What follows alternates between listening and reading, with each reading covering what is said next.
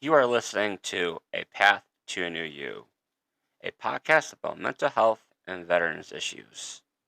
Did you know May is Mental Health Awareness Month?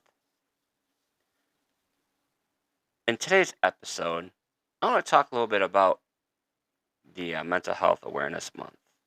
I also want to talk a little bit about stigma. Some of you who are listening may know what stigma is. I just want to talk about it, explain it, and what you can do to minimize it. I can tell you right now, stigma still is still there, but it's not as bad as it was before the pandemic. But I'll talk a little bit more about that later in this episode. So, what exactly is stigma? Stigma is when someone sees you in a negative way because of your mental illness. Discrimination is when someone treats you in a negative way because of your mental illness. So again, stigma is when someone sees you in a negative way just because you have a mental illness. Social stigma and discrimination can make mental health problems worse and stop a person from getting the help they need. Or it also might even stop them from getting the help if they're already getting help. Avoid stigmatizing people with mental illness by seeing the person first and not labeling them by their mental illness. You can help challenge stigma by speaking up when you hear people around you make negative or wrong comments about mental illness, or when you see someone bullying someone who has a mental illness. Speak up, let them know. That definitely helps. The stigma, there are several harmful effects of it. Here are just a few of them. Feelings of shame, hopelessness, and isolation. So the still stigma, the people who are being bullied isolate, which definitely makes it worse. Reluctance to ask for help or to get treatment. Lack of understanding by family, friends, or others. Think about family and friends and other people. Those are your support system. So imagine if your family member or friend just they start bullying you or talking negative about your mental health. That's that's not good. Fewer opportunities for employment or social interaction. Again, because um, of isolation. Isolation is when the person, or for example, say you got depression, right? You're severely depressed, and and there's people talking about you or to you about bullying and whatnot. And so instead of going out into the community, you're isolating at home. So instead of going out to events, you're isolating at home. So that's what isolating is. When you're staying at home, you could be doing stuff like outside the house. That's what isolation is. So if you isolate, that means your the employment, fewer opportunities for employment, or you don't work as much. And you also don't interact with people too because you're staying home instead of going out. Bullying and physical violence or harassment, that's another effect of stigma. Self doubt, the belief that you will never overcome your illness or be able to achieve what you want in life. Those are just some of the harmful effects. There's several out there. I just named a few. These are the I would say important. These are the top ones, I guess. How do you deal with it with stigma? Get the mental health treatment you need. Try not to let the fear of being labeled with a mental illness stop you from getting help. Do not hide. Many people with mental illness want to isolate themselves. I talked about that just a minute ago. Reaching out to people you trust, like family, friends, your religious leaders, can can help you with support. They can be part of your support system. Now, again, like I said earlier, now if you have family members, friends who are stigmatizing you because of your mental illness, that's a whole different thing. Find people who you can trust. Usually, it's family members. Family members are that's a that's a trust. If you can't trust your family, that's some issues right there. That's a big problem. Connect with other people, like joining a mental health support group. And all there, you can go online and Google mental health support group, and I guarantee you can find a few support groups out there. They can either be online. A lot of them are virtual. They and some of are in person. There's a lot more activities or events that are now virtual due to the pandemic when everything was shut down and they used Zoom and all that. So there's a lot more stuff going on virtually now than there were before the pandemic, which could be a good thing, especially if you're getting treatment and you say you can get treatment. You can get treatment through virtually too now, seeing a therapist or even a psychiatrist you can see online, and yeah, you can also see them in person too. But like virtual has become more, like I said, doing things virtually has become more popular since the pandemic. The pandemic has done a lot of like negative things, but has also done some positive things. Just remember, you are not your illness. Your illness does not define you, as other people who are bullying you or saying other stuff. Your illness does not define you. Just remember that.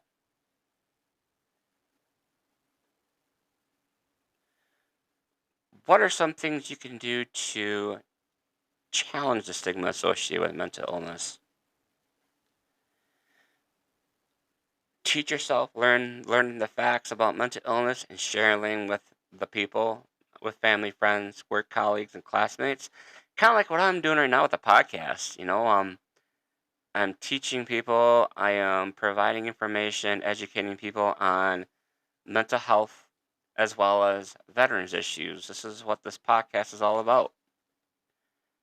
Getting to know people with personal experience of some sort of mental illness so you can learn to see them for the person they are rather than their illness.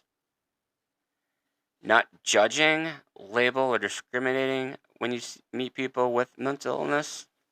That could be a good one. Just don't judge. Just because they have a mental illness. Treat all people with respect and dignity. Avoid using language that puts the illness first and the person second. For example, say a person with bipolar disorder rather than that person is bipolar.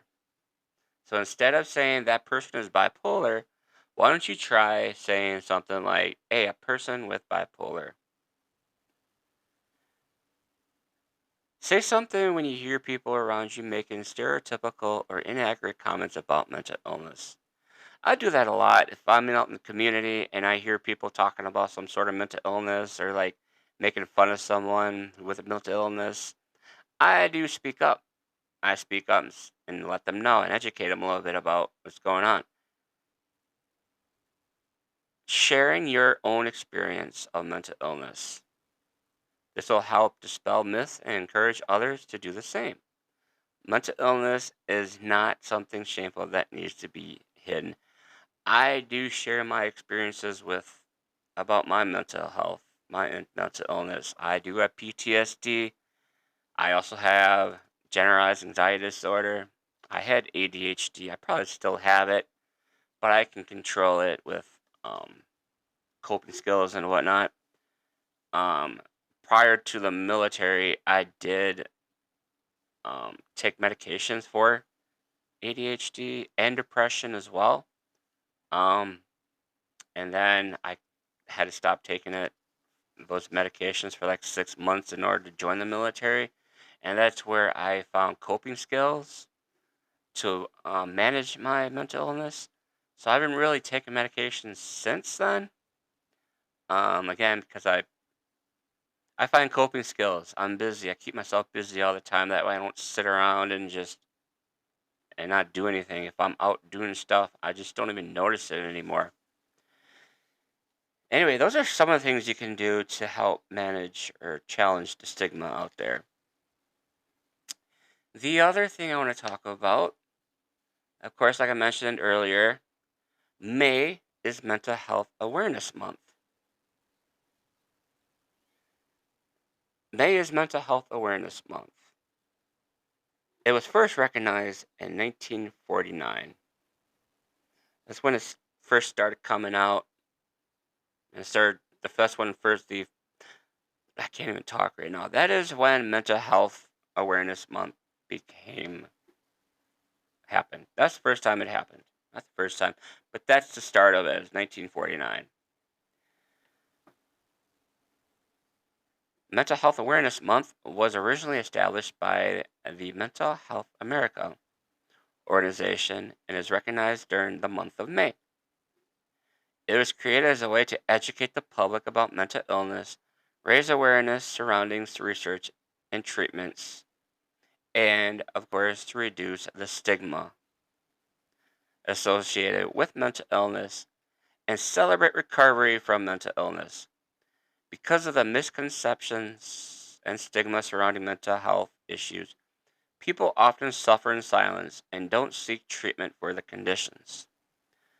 Mental health awareness is an important initiative to improve understanding of mental health conditions and increase access to healthcare for those who need it. Now, again, I talked about the stigma.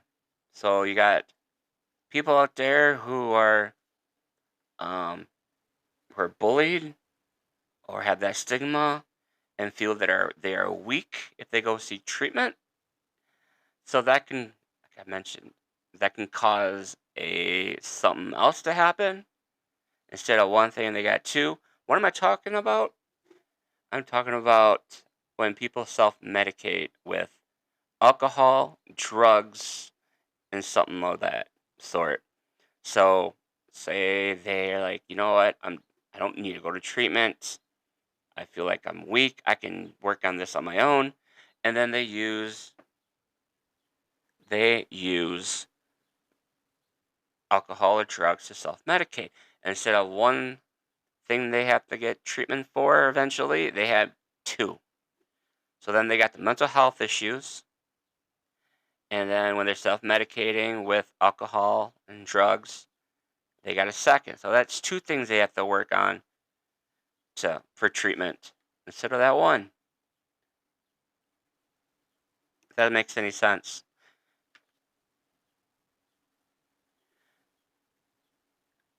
What is the importance of Mental Health Awareness Month?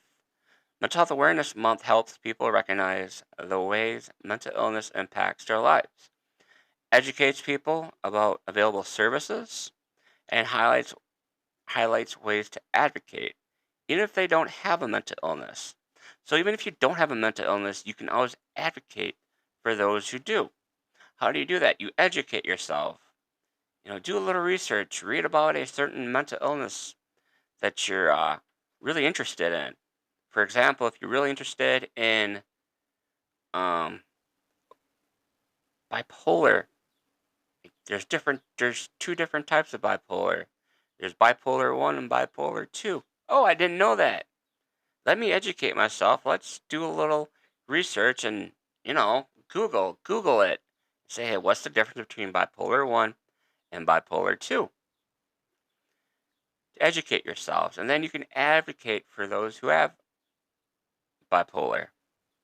Or not just bipolar, there's PTSD, there's schizophrenia, schizoaffective disorder, which is different from schizophrenia. There's all kinds of stuff out there you can educate yourself on. Recognition and education are important ways to remove the stigma associated with mental illness. Mental Health Awareness Month creates a time and space to start a conversation. Talking openly about mental health can reduce the misconceptions and stigma and encourage those who are suffering to seek help and find a support network. Again, a support network, blah, blah. A support network can be friends, family members, can also be an like a advocate, a could be anybody who you trust, someone who you trust. You can talk to. Could be a religious person, your like priest or anybody who you trust and know you can talk to. Mental Health Awareness Month also provides an opportunity for fundraising, outreach, and awareness events. This in turn can help support research, fund treatment options, and connect advocates to create a brighter and more promising future of mental health care.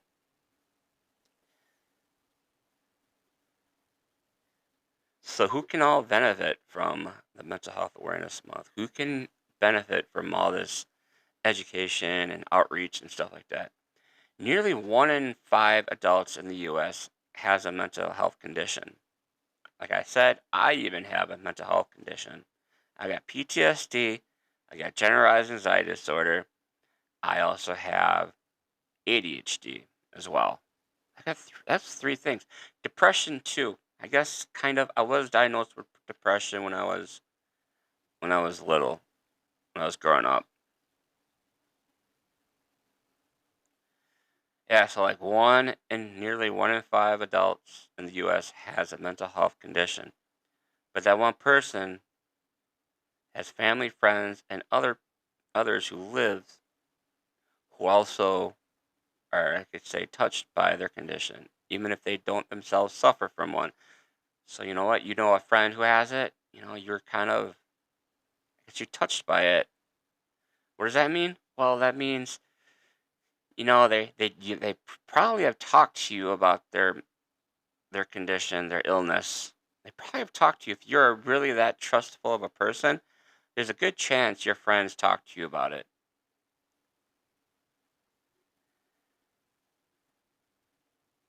You might be surprised by the prevalence of mental health conditions in adults in the US. So here's some interesting facts. 48 million people have an anxiety disorder. Okay, this article I'm reading off I found was from April 26th of this year. 21 million people have major depression. 9 million people have post traumatic stress disorder, and that number is going to climb. Um, it's going to be even more than 9 million due to the fact that the military, when you're stationed overseas or you go on deployment to like Iraq or some war zone, that soldier, that sailor, whoever, they're going to come back and they're going to have PTSD with all the violence and all the stuff they see over there. So that 9 million is going to escalate. That is going to escalate quickly. 7 million people have bipolar disorder. 3.5 million have borderline personality disorder. 3 million people have obsessive compulsive disorder. And then 1.5 million people have schizophrenia. So that's a lot of people. So like I said, 1 in 5 adults have some sort of mental health condition. So what can you do to raise awareness for mental health? There's many opportunities out there. You just got to find them. Reach out to people. Reach out to like NAMI, which is a National Alliance of Mental Illness, Mental Health America. There's other smaller organizations within your city that could probably use some volunteer work, volunteers to help out. You could always go on Facebook and find an alliance like Mental Health America. NAMI is one. There's a couple nonprofit clinics out there that could use some volunteer work. volunteers to help out with like certain things. I know that's what I did when I first started in the mental health field. I've been in the mental health field for over 15 years, probably closer to 20 now. And when I first started, I actually volunteered at a local clinic. And what I do, I helped copy papers, I helped drive people to and from appointments. I did everything there. I just couldn't do therapy. I couldn't be in a session or see any of that stuff, but I helped on the outside part of stuff to help with the therapists who need like copying, who need to like patients, who need to call patients and let them know, hey, you got an appointment coming up, or call them to check in to see if the reason why they didn't show up to their appointment, and emails, all that stuff. So yeah, you can always volunteer at a local nonprofit too to help out. If you see someone struggling, reach out to them, help them, see what you can do to help them out. Always ask, hey, looks like you're struggling. What can I do? What do you need? What do you need? What can I do to help you out? And usually they'll say, you know what? I need just someone to talk to.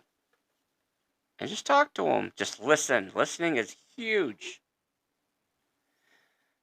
And there's always, you can always text and call that number 988 if you are struggling with someone.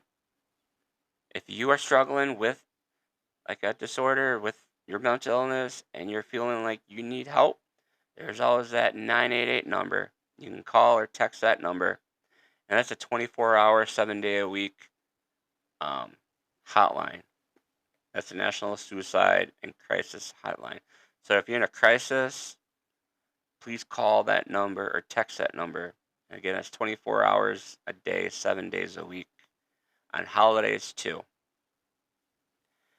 I hope you learned something today.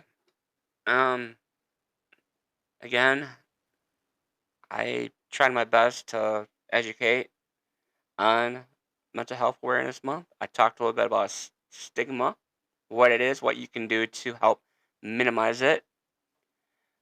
Um, you. This is again. This is a path to new you. You can find my podcast on most major streaming platforms. Um, Amazon Music, Audible, Spotify, YouTube. You can find pretty much every one of them, except for there's a few of them I don't have. Mine just went blank, but you can always find it. It's free to listen to. Subscribe, free to subscribe as well. Click that notification button, little bell thing symbol that's on the very top. When you go into the path to near you, you see that little bell. Click on it. It gives you notification of when I have a new episode out. If you work in the mental health field and would like to be a guest on my show, please reach out. I will post my Facebook link to my podcast Facebook page, A Path to New You. You can reach out to me there and say, hey, I'd like to be a guest on the show. I want to have more guests. I haven't had a guest in probably over 2 months now. My last guest was back in January. I'm trying to find more people. If you know someone who'd like to be a guest, reach out to them, and then they can reach out to me. You can like and follow my Facebook page, A Path to New You, as well. I post stuff on there. Anyway, I hope you learned something today. Until next week, be well.